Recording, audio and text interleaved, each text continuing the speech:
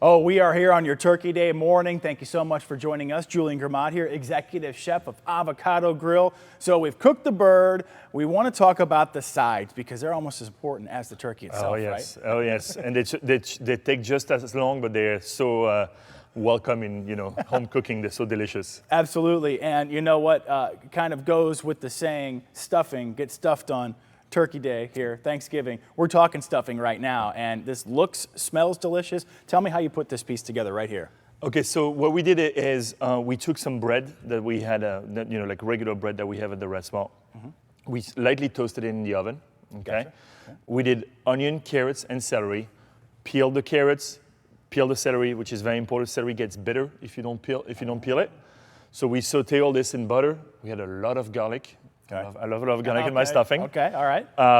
And then we start tossing this bread into mirepoix, if you will. And then we put some chicken stock and some butter. And then we put in a cast iron pan, and then we bake it.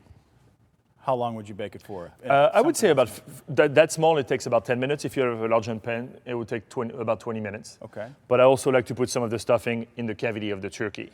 Who doesn't, right? Exactly. So, what temperature are we talking in the oven if you're putting it in there? 300, 325. Okay. That's good. Yeah.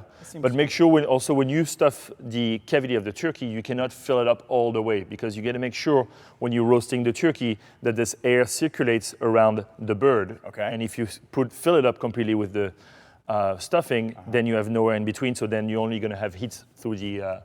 Don't stuff it too much. Don't stuff it too much. Stuff that too much. All right. So you said carrots, celery, some onions. Any other kind of substitutes? Anybody can throw in we there? like fresh herbs. We use thyme, sage, and rosemary chopped very small. Sure. We have a little bonus too we could throw in with that. Well, that's my favorite part of Thanksgiving. Yeah, I like to ask him what that is. Roasted chestnuts. Check this out. So that's also beautiful chestnuts that you cut them in half. You roast them for about 20 minutes. May I? Of course. We start with this, huh? We start with that. Yes, it's a hard shell. You cannot do without it until you roast it. Okay. And then when they come out of the oven, we glaze them in a little bit of butter and sugar.